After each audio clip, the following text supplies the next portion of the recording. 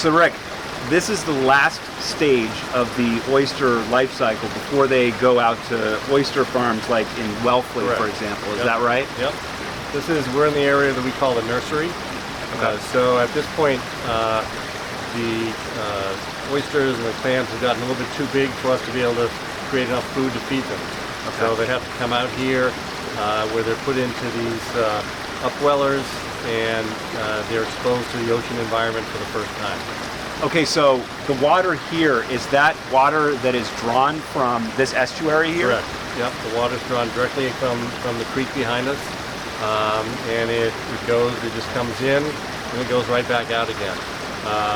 And you know, oysters will filter 50 gallons of water a day. So in theory, the water is actually cleaner when it leaves the tank than it was when it came into the tank. So I can feel really good about being a enthusiastic consumer of oysters because I'm actually contributing to the ecological. You're actually helping the good. environment. I'm helping the environment. Yep. Right. Yep. The other question I had is about ocean acidification.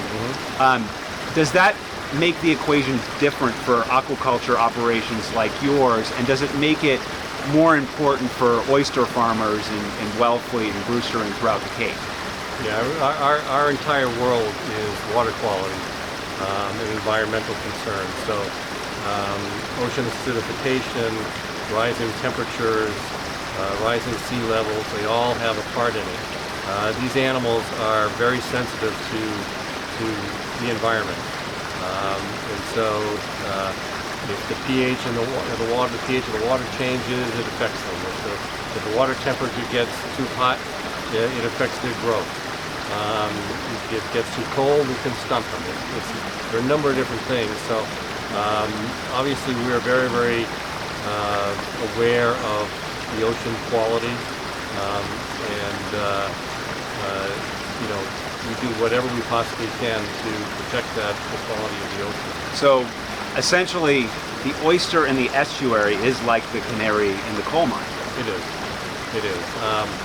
But you know, on the other hand, we do a program we call Remote Set every year, and the Remote Set program, the different towns around the Cape, and actually now some down in Rhode Island, in the county, they will come to us and they will bring us bags of shell in mesh bags that are about this long, and we put them into big tanks we have. They look like big above ground swimming pools, and we put the bags of shell in there, about 4,000 bags of shell, and we fill the tanks full of water.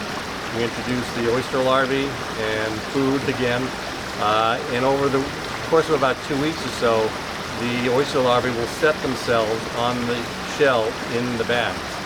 And you know, at that time the towns will come back, they'll take however number of bags they purchase, and they'll take them to their waters and put them in there. And they do that for several reasons. One is to help clean up the waterway, because as I said, the oysters will filter about 50 gallons of water a day.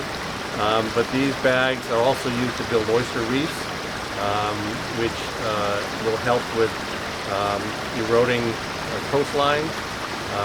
And then many of the towns use them once they've grown up a little bit. They'll cut the bags open and they'll spread them out and then sell recreational permits for people to go and pick up oysters themselves.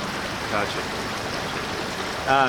And then the other question I had was regarding environmental sustainability and how oysters are not only used as a high-end culinary item, but they're also used for filter feeding to clean up waterways. Is that correct? Correct. Yep. They're natural ocean filters, water filters, and you know. So in fact, there's a program happening in New York City. The waters around New York City, around Manhattan, where some of the biggest oyster beds were back in the day. They're obviously all gone now because of pollution and whatever, but people are trying to reintroduce oysters down there to help clean up the water. Gotcha.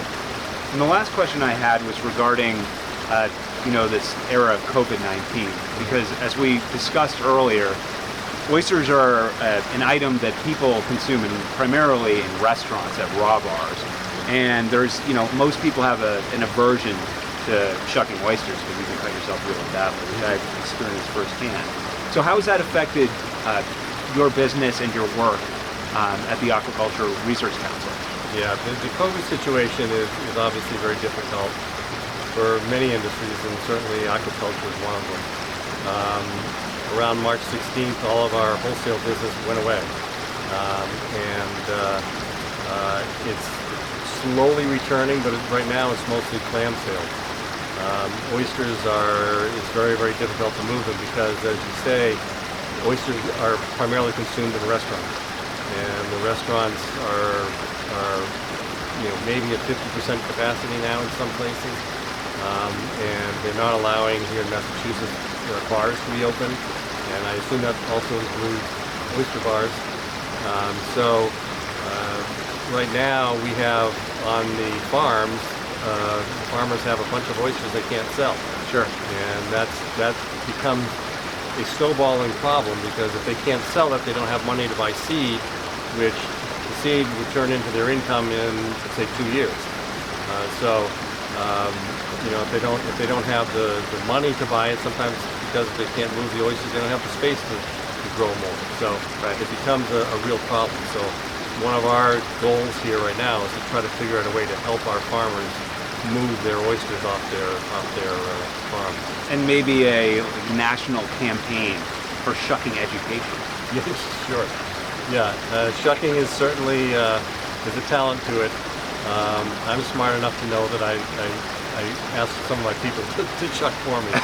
I don't know how to do it. I know how to eat them, but I don't know how to shuck them. Well, you're not alone.